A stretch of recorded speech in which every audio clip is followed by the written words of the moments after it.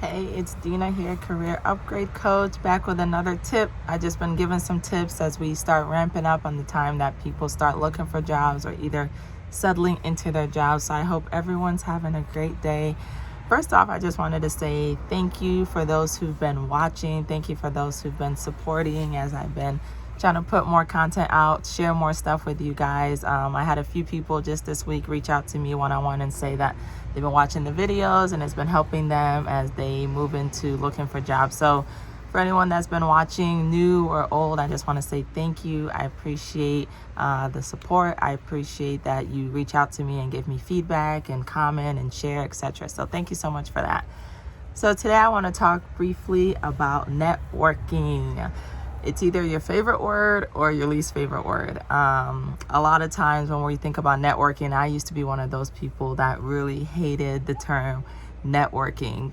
Getting together with a bunch of people I don't know or know and really faking it is what I always felt like networking was.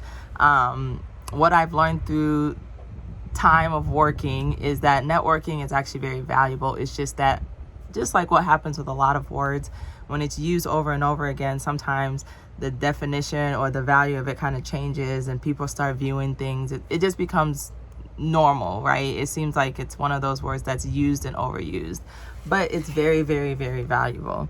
So a few things. The first thing I want to say is that you got to network in the way that's most comfortable to you, while at the same time making sure that you're not always staying in your comfort zone when it comes to meeting new people and building deeper relationships with people at work.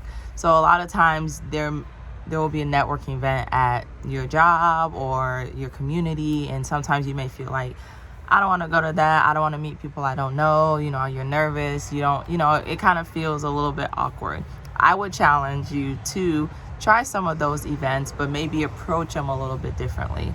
I don't think you necessarily have to go to a networking event and meet 50 people or hand out a bunch of business cards. You don't have to hand out a bunch of business cards or any of that.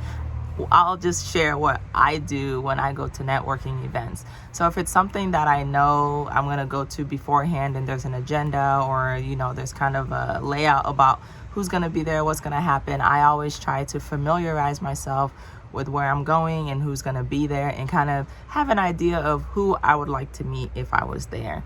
A lot of times in my mind, I'm thinking of connecting with 2 to 3 people on a deeper level. So I'm not really trying to reach out to or connect with a bunch of people. For me, because I'm like a borderline introvert, extrovert, though I think I lean towards an introvert, I prefer to know a few people very well than to know a lot of people. And that has worked for me in a lot of certain aspects. And then there's other aspects that I seen that I have to really dig into a network that's wider.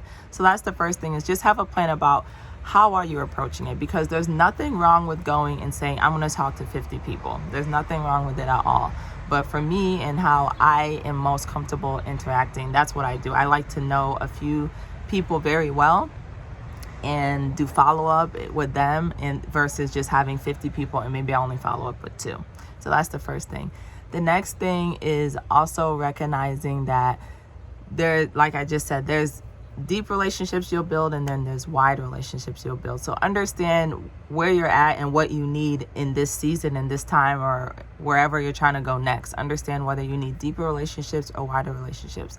Deeper relationships are relationships that you have already established, but you need to dig deeper. So for example, when I work with clients, and what I learned through one of my mentors is I manage my relationships with basically who I work with. I have a spreadsheet. There's a way that I'm tracking my relationships. And at first I was like, oh, this is kind of creepy, right? Or am I keeping track of the relationships that I have? But it served me very, very well to know that these are the people I know. This is where they work.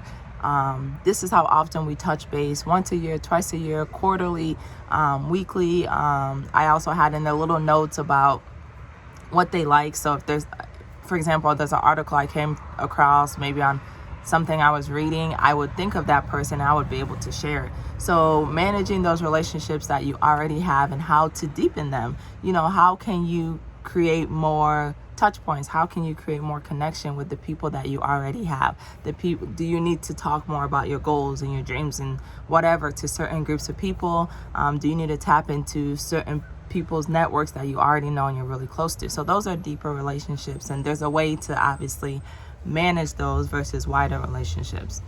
Then I also have the people who maybe I met you once, right? It's a wide relationship. It's about how can I expand the type of relationships I have. For example, I worked a lot in sales, marketing, and training. So that was kind of like my core, is the core of the people's connections I had were in those areas.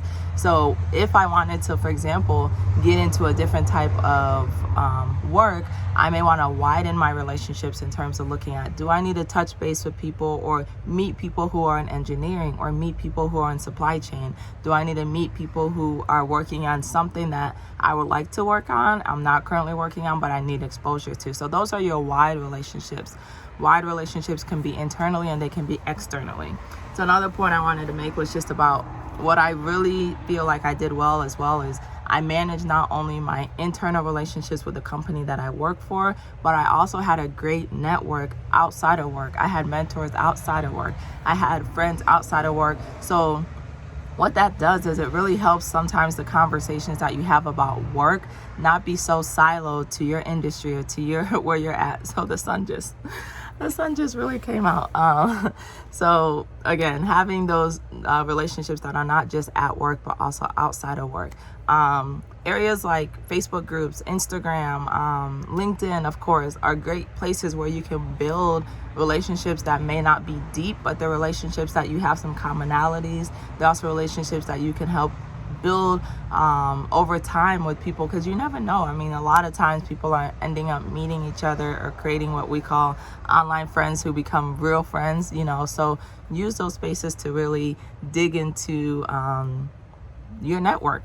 Another thing, I won't get into too deep here, but I talk to people about network. So net being N-E-T, you know, but net, capitalizing the net. So it's about based off of the parable in the Bible about Jesus casting the net and telling the disciples to cast the net. It's just about how to cast your net, and also the different strategies and different ways and tips that you can use that so you can build a holistic relationship toolbox, maybe I can call it. But building relationships that are not self-serving, but relationships that help you to serve others and help you to stay connected and have real relationships. I think the days of networking just to do gimme are kind of outdated.